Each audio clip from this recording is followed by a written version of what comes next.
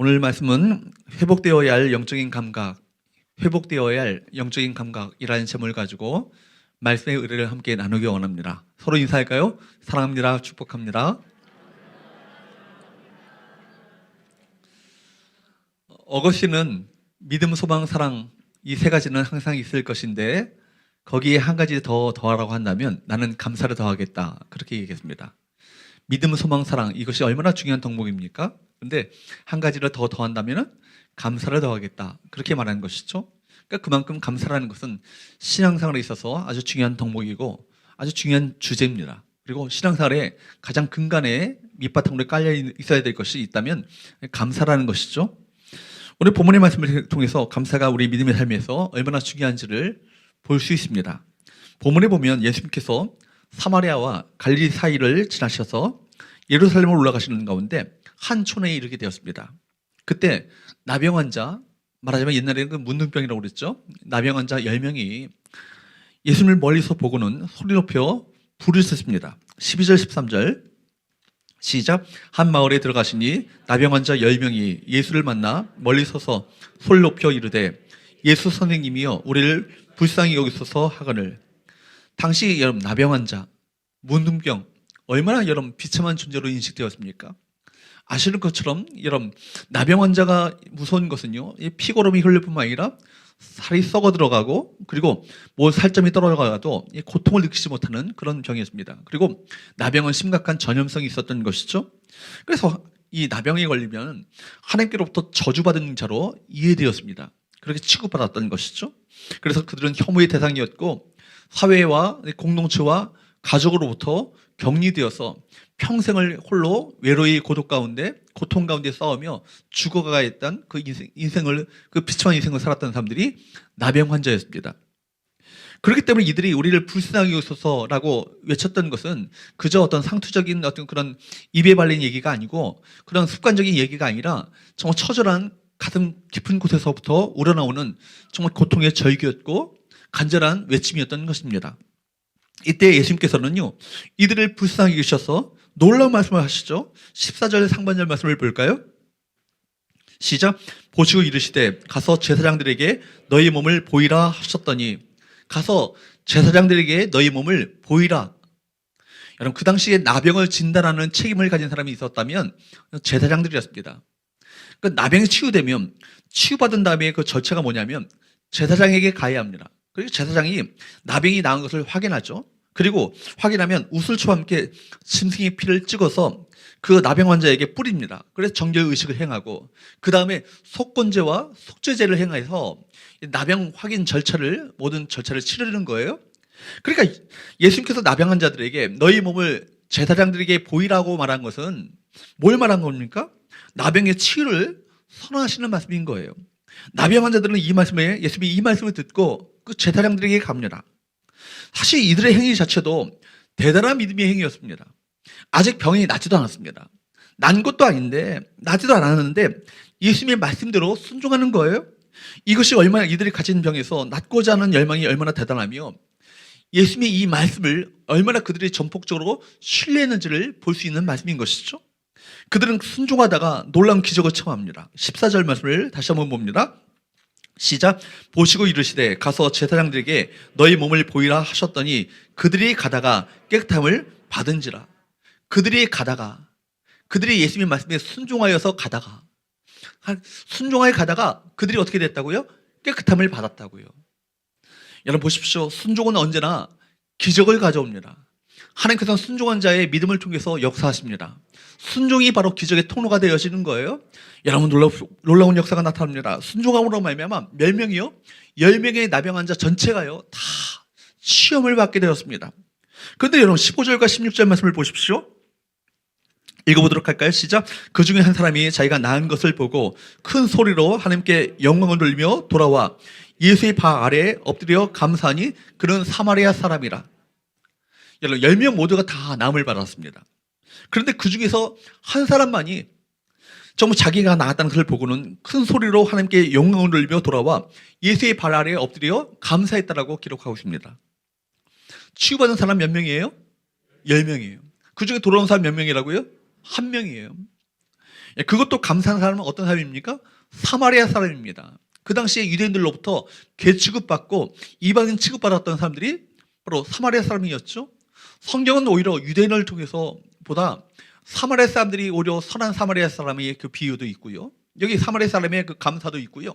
오히려 은혜를 많이 받은 사람이 감사하는 것이 아니라 오히려 그 은혜에서 소외되었던 사람이 오히려 감사할 수 있음을 우리 성경은 우리가 부각시키고 있음을 보게 되는 것이죠. 유대인들이야말로 하나님께로부터 선택받은 민족으로서 은혜와 사랑을 참 많이 받은 사람들입니다.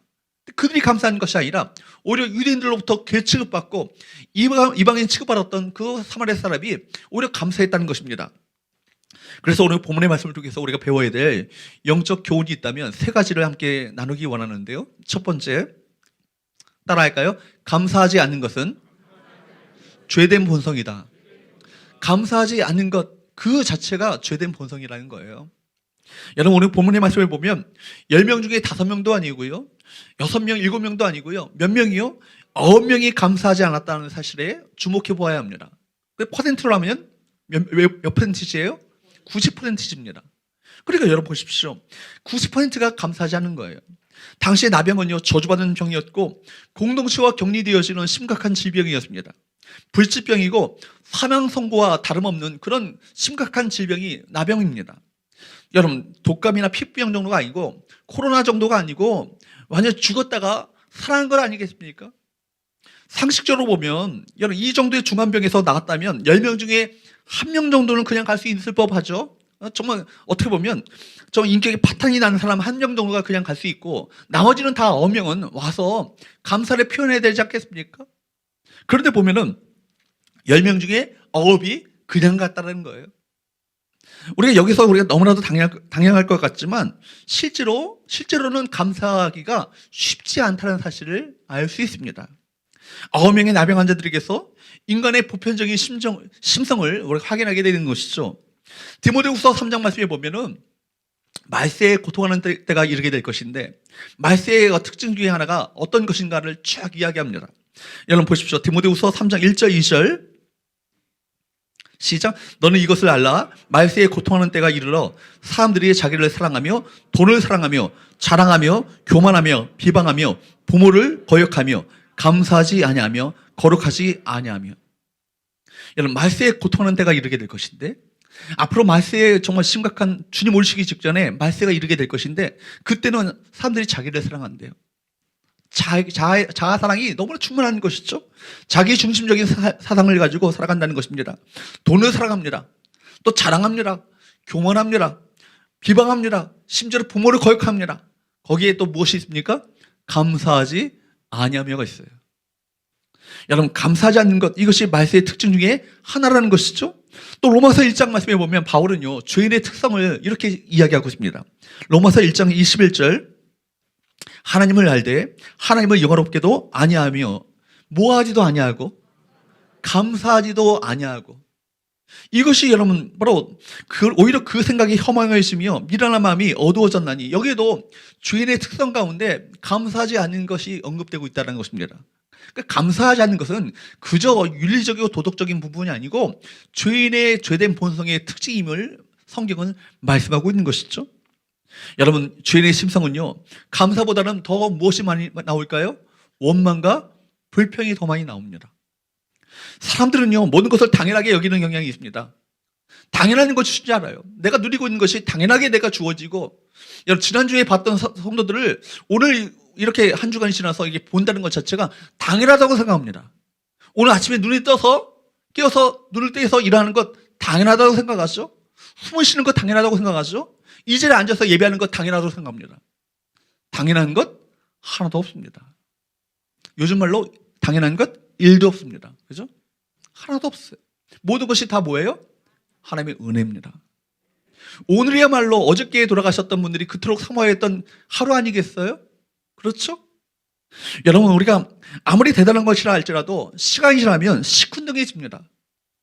화장실 들어갈 때와 나올 때가 다르죠. 간절한 마음을 가지고 화장실에 들어가지 않습니까? 나올 때는요, 너무나 당연해요. 그죠? 간절히 기도하는 기도 제목이 있어요. 이 기도 제목 응답되면 주님을 위해서 무엇이든지 할 것처럼 그렇게 간절한 마음을 가지고 기도했는데 기도 응답받고 나면 뭐 당연하게 내가 이것이 우연하게 내게 주어진 것처럼 느껴지고 내가 잘하고 노력해서 이 모든 것이 내가 누리게 된 것이냐 착각하는 사람들이 많이 있다는 얘기죠. 죄인의 심성 안에는요, 축복들을 내가 받을 만해서 받은 것이라고 여러분 그렇게 무슨 이유를 대서라도 합리화시킵니다. 그리고 내가 잘못되어지면 좋지 않은 일은 하나님의 탓으로 돌려는 어떤 그런 경향이 있어요. 여러분, 축복과 은혜는요, 내가 잘나고 내가 노력하고 내가 힘써서 주어진 것이 아니라는 거예요. 하나님의 은혜임을 고백할 수 있기를 축복합니다. 인간의 본성 안에는 그렇기 때문에 감사가 쉽지 않다는 것을 우리가 깨닫게 됩니다. 이를 통해서 우리가 깨닫게 되시는 도전은 무엇입니까? 우리가 의도적으로 애쓰고 노력하지 않으면 놓칠 수밖에 없는 것이 뭐라고요? 감사예요. 그렇죠? 또 감사하지 못하는 또 다른 요인 중에 하나는 무엇입니까? 망각증세예요.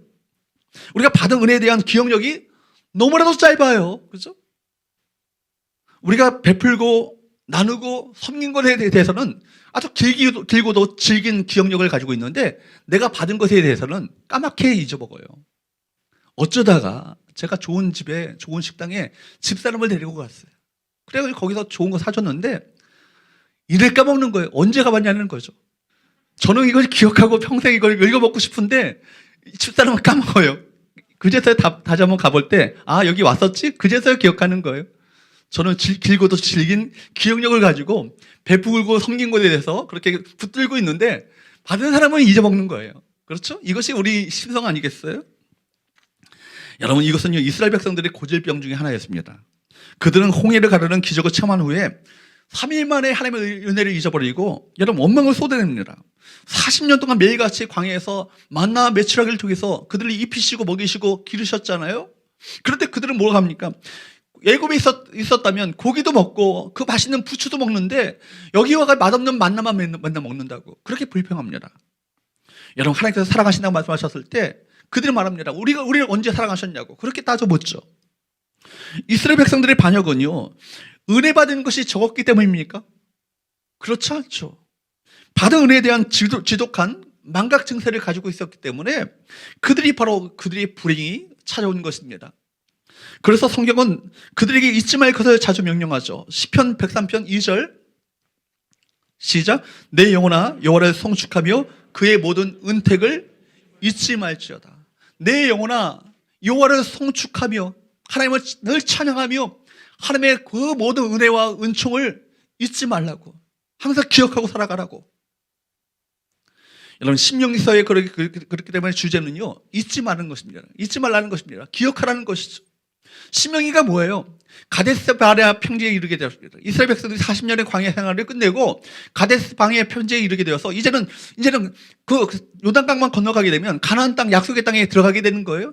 가나안 땅 입성을 앞두고 사실은 그 땅이 어떤 땅이에요? 40년 전에 똑같이 왔던 땅이에요. 거기서 그들이 뭘 합니까? 그 가나안 땅의 그 모든 족속들은 그 거인이고 우리는 그들에 비하면 밥과 같다, 좀 메뚜기가 같다라고 말합니다. 그렇게 불평했던, 원망했던 이런 땅을 우리에게 주시려고, 우리를 다 죽게 만드시려고 이 땅을 우리 가운데 이렇게 허락하셨냐고 그렇게 불평했던 사람들이 누구예요? 이스라엘 백성들이에요. 그들을 다시 되돌리시잖아요. 40년 동안 그들을 연단시키시고 다시금 약속의 땅에 들어갈 수 있도록 그들을 단련시키신 다음에 그 훈련시킨 다음에 그 가데스 바네아 평지로 다시 되돌리신 것이죠. 거기서 이스라엘 백성들 앞에서 모세가 40년 동안 너희들을 어떻게 인도하셨는지를 쭉 설교하는 내용이 뭐예요? 신명기서예요. 그 신명기서의 주제가 뭐예요? 하나님의 은혜를 40년 전에 그 너희 조상들처럼 잊어버리지 말고 망각하지 말고 기억하라는 것이죠. 잊지 말라는 것이죠. 이것이 신명기서의 주제죠. 그렇기 때문에 여러분, 믿음 생활에서 중요한 것은요, 받은 은혜를 잊지 않는 거예요. 받은 은혜를 기억하는 거예요. 여러분, 나에게 더 큰 축복과 은혜가 필요한 것이 아니라 이미 베푸시고 우리에게 주신 은혜를 잊지 않고 기억하는 것이 더 중요합니다. 여러분, 그렇지 않으면 다른 어떤 것을 더 큰 것을 우리 가운데 주신다 할지라도 우리는 감사로 반응할 수 없는 거예요. 사랑하는 여러분, 오늘 본문이 나병과 이 문둥병과 감사치 않음을 연결시키고 있는 이 모티브를 여러분 주목해 보셔야 합니다. 여러분, 나병이 뭐예요? 나병이 무서운 것이 뭡니까? 문드러지는 것보다 더 무서운 것은 뭐냐면 살점이 떨어져 나가고 손가락이 잘라진 데도 불구하고 그 고통을, 아픔을 느끼지 못하는 거예요. 무감각한 것, 고통에 대해서 무감각한 것, 이것이 나병이 무서운 것 아니겠습니까? 근데 이 나병보다 더 무서운 것은 뭐죠? 영적인 나병이죠. 영적인 무감각 아니겠습니까? 그렇기 때문에 여러분, 은혜를 은혜로 깨닫지 못하는 것이야말로 가장 심각한 증상인 것입니다. 사랑하는 여러분, 우리 주일마다 우리가 하는 일이 뭐예요? 지금까지 우리 가운데 베푸셨던 그 은혜를 기억하고 오늘도 은혜로 주 앞에 나가고 있으며 앞으로도 한 주를 시작하면서 은혜 가운데 살 것을 기대하면서 주 앞에 예배하는 것 아니겠어요? 은혜에 대한 기억의 재생이 바로 예배입니다. 우리가 우리 힘으로 살아가는 것이 아니라, 우리 노력으로 살아가는 것이 아니라, 우리가 애쓰고 수고함으로 말미암아 살아가는 것이 아니라 무엇으로 살아가는 거예요? 하나님의 은혜로 살아간다. 이것을 고백하는 것이 예배입니다. 여러분, 그렇기 때문에 우리 삶의 주어를 회복하는 거예요. 내가 아니고, 나가 아니라 누구라고요? 하나님이라고요. 내가 아니라 누구라고요? 하나님이라고요. 목사가 이렇게 외치는데도 반응하지 않는 여러분들을 볼 때 다시 한번 제가 묻습니다. 내가 아니라 누구라고요? 예, 그렇게 하셔야죠. 반응하셔야 합니다. 영적으로도 반응하셔야 합니다. 여러분 마찬가지죠. 내가 아니라 하나님이 주가 되시는 거예요. 그렇기 때문에 그 하나님께서 내 삶에 은혜를 베풀어 주셨고 지금도 은혜를 베풀고 계시며 앞으로도 은혜를 베풀어 주실 것을 기대하는 믿음으로 살아가는 것이 이런 신앙생활이에요. 이 믿음 생활인 것입니다. 만약 그것을 회복하게 된다면 우리 삶 가운데 고백이 나올 거예요. 내 삶 가운데 베푸신 은혜는 충분합니다. 그것을 차고 넘칩니다. 그것으로 충분합니다. 감사합니다. 예배합니다. 찬양합니다. 사랑하는 여러분, 우리 가운데 영적인 감각이 회복됨으로 말미암아 감사가 넘쳐나는 귀한 은혜가 우리 모두에게 있게 되기를 주으로 축복합니다. 그렇기 때문에 두 번째로 나눌 영적 레이스는요, 따라할까요? 영적인 감각이 살아나면 감사가 회복된다. 다시 한번요. 영적인 감각이 살아나면 감사가 회복된다. 여러분, 영적인 감각이 살아나야 돼요. 그러면 여러분 감사가 회복됩니다. 여러분, 영적인 감각이 살아나기 시작하면 이 모든 것이 자연적으로 저절로 주어진 것이 아니고 내가 힘쓰고 애써서 내 힘으로 이 모든 것이 이루어진 것이 아니라 누구의 은혜로? 하나님의 은혜임을 깨닫게 되는 거예요. 그래서 그러면 감사가 회복되는 것입니다. 사랑하는 여러분, 15절 말씀을 한번 볼까요? 시작. 그 중에 한 사람이 자기가 낳은 것을 보고 큰 소리로 하나님께 영광을 돌리며 돌아와. 감사는요, 그렇기 때문에 자신에게 일어난 일에 대해서 구체적으로 하나님께 반응하는 것입니다. 이것은 중요한 일이죠. 9명의 나병 환자들이 감사하지 않았다. 이것이 문제가 아니라 자신들에게 일어난 이 엄청난 일에 대해서 영적으로 전혀 반응하지 않았다. 이것 자체가 더 여기에 주목해야 합니다. 정말 그냥 지나칠 일이 아니죠. 영적인 무감각 상태는요, 정말 심각한 영적인 질병인 것입니다. 육적인 나병보다 더 무서운 것이 영적인 무감각이에요. 영적인 무감각 상태는 영적으로 중증 상태로 영적인 그 어떤 것도 작용하지 않는 것입니다.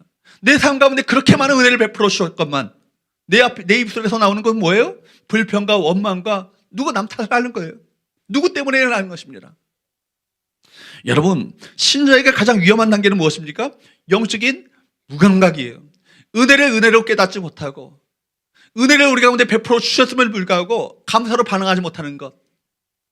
그렇기 때문에 우리가 늘 신경 써야 될 것은 나의 영이 살아있는 것, 이것을 신경 써야 합니다.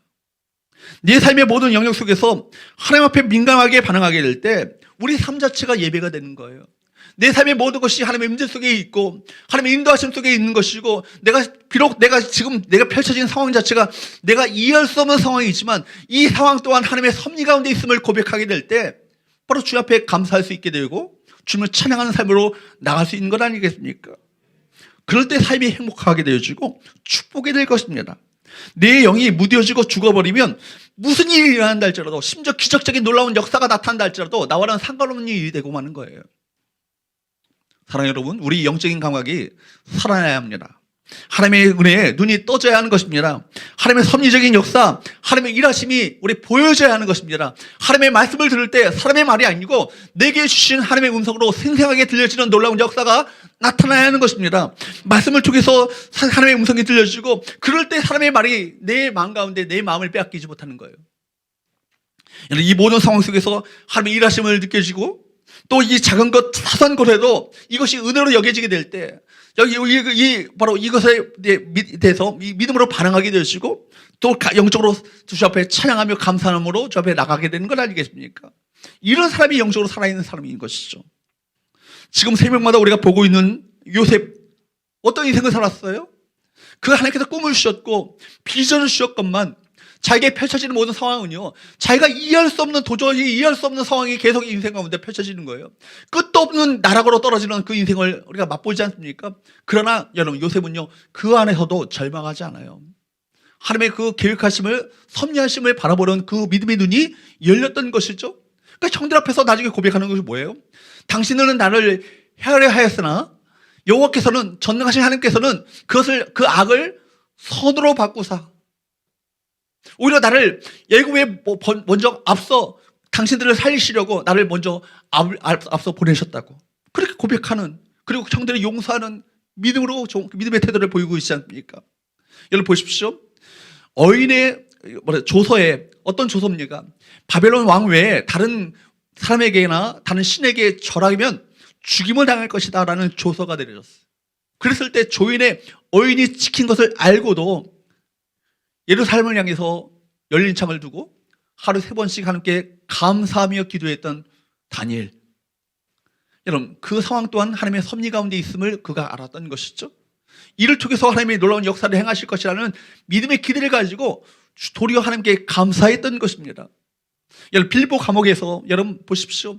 오히려 그 사명을 감당하다가 억울하게 빌보 감옥에 갇히게 됐잖아요. 그런데 그 안에서 바울과 실라가 도리어 감사했다는 것입니다.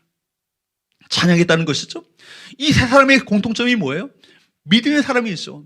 믿음으로 하나님을 신뢰했고, 믿음으로 하나님을 확신했고, 믿음으로 하나님의 행하심을 믿음으로 기대했던 그 삶이 있었기 때문에 하나님께서 도리어 감사했던 건 아니겠습니까? 하나님의 섭리를 보는 눈이 열렸던 것이죠. 그렇기 때문에 내 삶 가운데 고통과 문제가 없는 것이 아니고 더 은혜가 크게 보이는 거예요.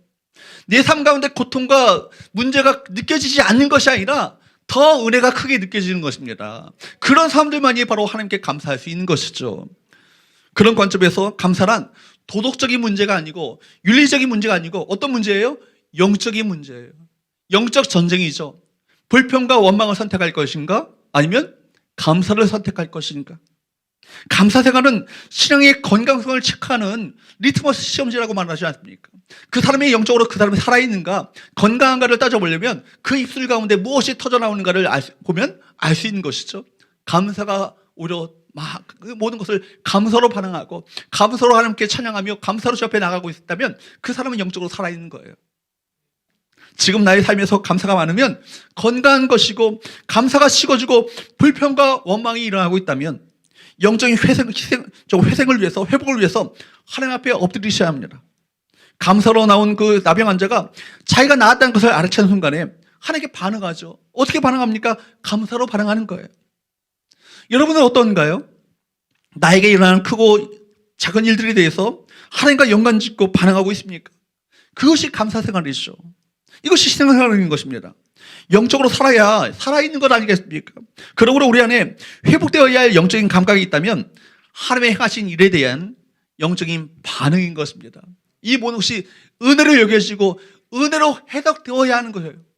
그래서 지난 시간에 우리가 함께 나눴던 섭리신앙, 이 모든 것이 하나님의 은혜임을 깨닫고 해석할 수 있는 눈이 열려져야 우리가 모든 범사에 감사로 나갈 수 있는 거예요. 여러분, 하나님께서 우리에게 베푸신 은혜에 대해서 반응하는 것, 그것이 무엇입니까? 감사입니다. 그렇기 때문에 감사는요, 나에게 일어나는 일들에 대해서 하나님께 반응하는 것이 감사예요. 그래서 감사가 히라보로 유카리스티아라고 말합니다. 유카리스티아. 유라는 말 자체가 조인한 뜻의 접조를 갖고 있어요. 카리스라는 이 말에 바로 어근을 갖고 있는데, 카리스가 뭐라고요? 은혜라고요, 은혜. 이 모든 내게 주어진 모든 것들이 하나님의 은혜임을 고백하게 될 때 우리가 영적으로 반응하는 반응이 뭐라고요? 감사로 나오게 되는 거예요. 9명의 나병 환자들도 나병이 낫자 감사를 느꼈을 것입니다. 그런데 느낌으로 끝났던 것이죠. 그러나 한 사람은 느낀 것으로 끝나지 않고 돌아와 구체적으로 표현했습니다. 마음으로만 감사하면 됐지 뭐 구체어 그렇게 표현할 필요가 있는가라고 생각할 수 있지만 성경은 그렇게 말하고 있지 않아요. 표현한 이 사람을 바로 주목하고 계시고 아홉은 어디 있느냐? 우리 주께서 그렇게 감사치 않는 사람들을 찾고 계시죠. 그러므로 여러분 감사는 표현되어야 합니다. 표현할 때 완성됩니다. 무엇이든지 표현할 때 능력이 있습니다. 사랑도 표현할 때 더 풍성해지는 것이죠. 표현이 표현을 낳고 표현할 때 더 풍성해지는 것입니다. 이 자리에 함께 모여서 예배드리는 것 하나님께 대한 그 표현이에요. 감사의 표현이 바로 이 예배 아니겠습니까? 아유 주차도 불편하고 교통 불편하고 또 코로나 이중한 시국에 이렇게 꼭 나와서 예배드려야 하는가? 라고 말할 수 있겠지만 그렇지 않습니다. 나와서 집에서 유튜브로 편하게 소파에 누워서 예배드릴 수 있다고 생각하지만 그렇지 않습니다. 여러분 나와서 예배드려야 합니다. 나오는 것이 뭐예요? 하나님께 표현하는 거예요. 아무리 어려워도 어려움을 뚫고 나오는 것이 바로 예배 아니겠습니까? 표현인 것입니다. 주님께서 말씀하십니다. 내 무질이 있는 곳이 곳에 내 마음도 있느니라. 그렇게 말씀하시고 요한일서에는 말하기를 내 호주머니에 지갑이 회개하지 않는 회개는 내가 믿지 못하겠다. 목사가 또 물질 얘기하네, 돈 얘기하네, 그렇게 생각하지 마십시오. 성경이 가르치고 있는 것을 여러분에게 전달할 책임이 저에게 있습니다. 그래 여러분, 그렇기 때문에 내게 가장 소중한 것을 주 앞에 표현할 때 감사가 완성되는 것 아니겠어요? 여러분 시간을 주 앞에 들어야 합니다. 여러분 우리 누구에게나 다 24시간 다 소중한 시간이고 해야 할 일들이 많이 있지만 주일날 나와서 주 앞에 예배드림으로 말미암아 내 시간을 헌신하는 것, 공예배에 헌신하는 것, 이것 자체가 하나님께서 기뻐 받으시는 바로 표현의 감사라는 것입니다. 사랑 여러분, 우리가 노력을 드려야 합니다. 내 재능을 드리고 현실을 드리고 노력해야 노력을 드림으로 말미암아 내가 하나님께 대한 그 감사를 표현하는 표현이 우리 가운데 있어야 되는 것이죠. 그래서 구약성에 보면 감사라는 말을요 제일 많이 사용한 사람이 누굽니까? 다윗이에요. 그의 노래한 시편을 펴보면 감사라는 말로 그 단어로 가득 차 있습니다. 그러니까 다윗이 하는 말이 뭐예요? 내게 베푸신 하나님의 은혜에 대해서 내가 무엇으로 보답할까? 내게 하나님께서 은혜를 베푸셨는데 내게 베푸신 하나님의 은혜에 대해서 내가 무엇으로 보답할까? 이 마음을 가지고 살았던 사람이 누굽니까? 다윗이에요. 다윗의 인생 가운데 문제가 없고 형통하고 모든 것이 잘 풀리기만 한 인생을 살았습니까? 그렇지 않죠. 꽃길을 걸었습니까? 그렇지 않아요. 오히려 핍박이 있었고 환란이 있었고 수많은 고통의 시련의 사망의 음침한 골짜기를 다녔던 사람이 누굽니까? 다윗입니다. 그럼에도 불구하고 그는 하나님의 은혜를 기억하고 감사하며 하나님을 찬양하는 삶을 살았던 것입니다. 시편 100편 4절 말씀을 한번 보십시오. 시작. 감사함으로 그의 문에 들어가며 찬송함으로 그의 궁정에 들어가서 그에게 감사하며 그의 이름을 송축할지어다. 예배는 표현이에요. 찬송과 기도, 헌금을 통해서 우리 시간을 드림으로 말미암아 우리의 마음을 주 앞에 표현하는 것입니다. 마음 보내서는 안 되는 것이죠. 마음이 여러분 표현되어야 하는 것이죠. 감사를 표현함으로 하나님과의 관계가 더 깊고 풍성해지는 것입니다. 감사는 그 순간에 우리 마음이 지성소가 되어지고 그 지성소 안에 하나님의 임재로 가득 차게 되는 것입니다. 주일에 감사함으로 한번 나와보십시오. 그때 지성소의 문이 열려지게 되어지고 하늘 문이 열리고 우리 가운데 임재하시는 셰키나의 하나님의 그 영광스러운 임재가 우리 가운데 가득가득 넘쳐나지 않겠습니까? 여러분 우리 한 주간에 그냥 내가 또 한 주가 왜 이렇게 빨라, 또 주일이 됐네, 귀찮게 또 주일 예배 나가겠네, 그런 마음으로 나오지 마시고 내게 베푸신 모든 것이 하나님의 은혜입니다. 이 은혜의 마음을 어떻게 내가 주 앞에 보답할 것인가, 어떻게 표현할 것인가, 그런 마음을 가지고 설레고 정말 간절한 마음을 가지고 주 앞에 나온다면 예배가 보통의 예배가 되지 않겠죠. 예배 가운데 임재하시는 하나님의 놀라운 은혜를 우리가 맛볼 수 있지 않겠습니까? 사랑하는 여러분, 여러분의 예배를 통해서 여러분의 마음이 다른 것에 빼앗기지 마시고 오직 주님을 향해질 수 있기를 주님으로 축복합니다. 예배를 통해서 우리가 무엇으로 살아가는지를 우리가 주 앞에 분명히 고백하십시오. 내가 하나님의 은혜로 살아가고 있고 은혜 가운데 이 자리에 앉아 있고 앞으로도 은혜로 인도하실 것을 기대합니다. 그런 마음을 가지고 주 앞에 찬양하며 예배하시는 저와 여러분 되시기를 축복합니다. 여러분 신약 성경 가운데 감사라는 말을 제일 많이 사용하는 사람이 누굽니까? 사도 바울이죠. 아시는 것처럼 여러분 바울은요 한마디로 감사의 사람이었어요. 바울이 쓰는 서신을 읽어보면 늘 감사로 시작하여서 감사로 끝나는 것을 볼 수 있습니다. 심지어 골로새서 감사의 편지라고 일컬어지는 감사의 편지에 보게 되면 이게 골로새서가 어디에서 쓴 편지예요? 감옥에서 쓴 편지예요. 감옥에서 쓴 편지인데 감사를 더 넘치게 하라. 더 나아가 뭐라고 합니까? 아예 감사하는 자가 되라. 감사하는 자가 된다는 것은 뭘 의미하죠? 모든 상황을 어떻게 반응하라고요? 감사로 반응하라는 얘기예요. 그는 어떤 상황에서도 감사할 수 있었습니다. 범사에 감사의 신앙을 가지고 있었죠. 어떻게 그럴 수 있었죠? 그는 하나님을 알았기 때문입니다. 하나님을 신뢰했기 때문입니다. 하나님께서 비록 내가 이해되지 않는 이 상황이 이 상황을 내게 허락하셨다 할지라도 이것 또한 모든 것을 합력하여 선을 이루실 전능하신 하나님을 내가 알기에 내가 감사합니다. 이렇게 고백한 건 아니겠어요? 참 좋으신 하늘 아버지, 그 하나님이 나의 아버지가 되시고 나를 하나님을 아빠 아버지라 부르게 하셨고 그 하나님께서 선한 길로 나를 이끄실 것이고 마침내 주님 앞에 섰을 때 주께서 놀라운 상급으로 나에게 베푸실 것을 알았던 사람 바울이죠. 그렇기 때문에 이 어떤 상황 속에서도 감사하는 믿음으로 반응할 수 있었던 것입니다. 또 그가 명한 명령도 무엇입니까? 너희는 범사에 감사하라. 따라합시다. 항상 기뻐하라. 쉬지 말고 기도하라. 범사에 감사하라. 이 항상 쉬지 말고 범사에라는 얘기는요 똑같은 얘기예요. 늘 항상 기뻐하고 늘 항상 주님을 기억하면서 기도하는 마음을 가지고 살아가시고 또 감사로 반응하라는 얘기입니다. 여러분, 우리가 무조건 우리 감사로 우리 반응한다면 이 감사의 우리 감사의 고백을 들으시고 우리 삶 가운데 이해되지 않는 이 모든 상황들을 도리어 선으로 바꾸실 하나님, 그 하나님이 바로 우리 가운데 역사하실 줄로 믿습니다. 여러분, 실제로 사도행전 16장 말씀해 보면 빌립보 지역에서 복음을 전하다가 여러분 감옥에 갇지 않습니까?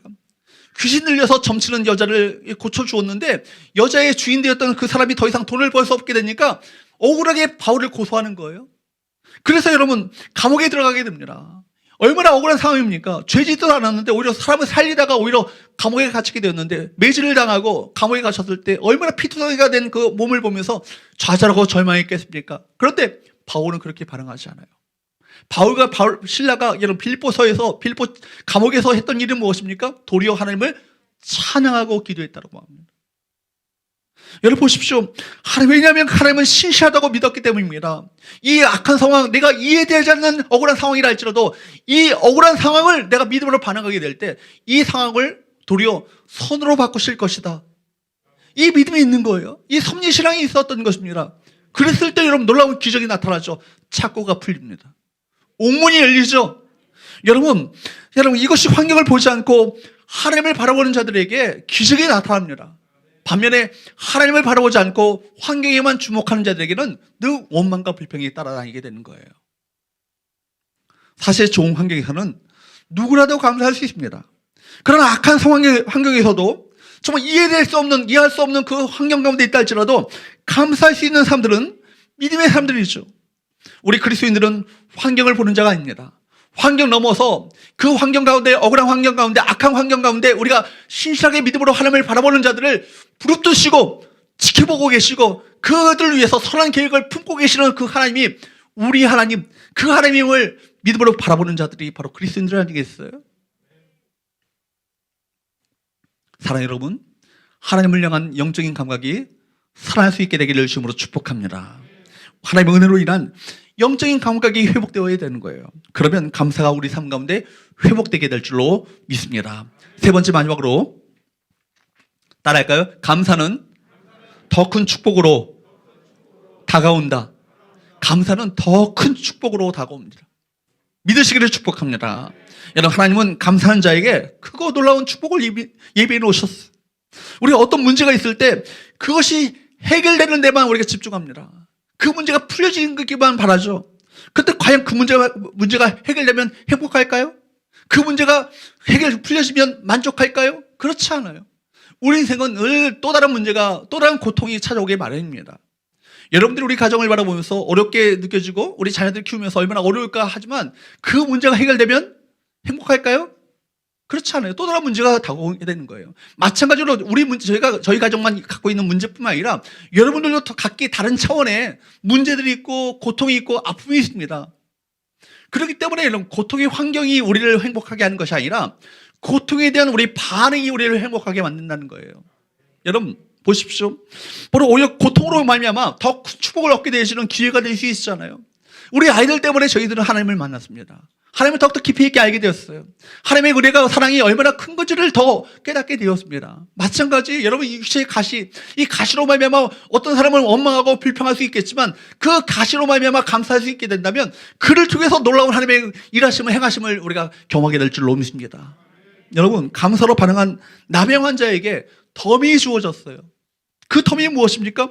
덤으로 그 덤이 주어진 것은요 앞에 주어진 것과는 비교가 되지 않는 것입니다. 그냥 가버린 9명은요 그들이 받은 그것이 전부인 줄 알았어요. 그런데 보십시오. 그런데 자기가 받은 것에 대해서 감사하기 위해서 주님께 돌아온 나병 환자에게 주께서 선포하신 이 말씀이 무엇인가? 보십시오. 19절 말씀을 볼까요? 시작. 그에게 이르시되 일어나 가라. 내 믿음이 너를 구원하였느니라. 내 믿음이 너를 구원하였느니라. 돌아와서 감사를 표현한 것을 주님께서 뭐로 칭하셨어요? 믿음이라고 말합니다. 오늘 우리에게 주신 것 중에서 마땅히 드려야 할 감사는요 구원을 주신 거예요. 다른 거 다 우리가 못 누리고 있다 할지라도 구원받는 것 한 가지만 있어도요 일평생 여러분들이 감격하며 찬양하며 감사해야 할 것입니다. 우리가 구원을 얻었다는 것은요 모든 것을 다 얻은 건 아니겠어요? 나에게 주신 구원에 대해서 반응할 수 있어야 합니다. 구원을 얻었다면 다 얻은 것입니다. 그것보다 더 큰 축복을 얻는 거예요. 사랑하는 여러분, 믿음 생활이란 무엇입니까? 감사 생활입니다. 선하신 하나님의 섭리, 모든 것을 합력하여 선을 이루시는 하나님을 믿고 신뢰하기 때문에 감사할 수 있는 것입니다. 따라합시다. 하나님이 하셨습니다. 하나님이 하십니다. 하나님이 하실 것입니다. 여러분 인생의 요절이 될 수 있기를 축복합니다. 여러분 하나님이 주어가 되셔야 되는 거예요. 하나님이 나의 인생 가운데 모든 것을 은혜로 베푸셨고 지금도 하나님께서 은혜로 역사하고 계시며 앞으로도 은혜로 인도하실 것을 믿고 신뢰할 때 우리가 감사로 반응할 수 있는 건 아니겠습니까? 감사가 없는 신앙생활 가능할까요? 가능하지 않아요. 우리 신앙은요 감사로 시작하여서 감사로 맞춰져야 합니다. 여러분 이 인생 가운데 숨이 멎어질 그 순간에 고백하게 될 것은 내 인생 하나님의 은혜로 살아왔습니다 라고 숨을 멎어야 할 것입니다. 여러분 신앙생활에 그렇기 때문에 신앙생활은요 감사의 릴레이예요. 우리 존재 자체가 감사하는 것입니다. 감사가 끝없이 일어나는 삶이 구원의 삶인 것입니다. 감사하는 삶을 한번 살아보십시오. 그 감사하는 삶을 살게 되면요 그 순간부터 내 육체와 영혼에 묶여있던 모든 것들이 풀려지는 놀라운 역사가 나타나게 돼요. 감사하는 순간에 내 마음 가운데 내 영혼 가운데 만족이 찾아옵니다.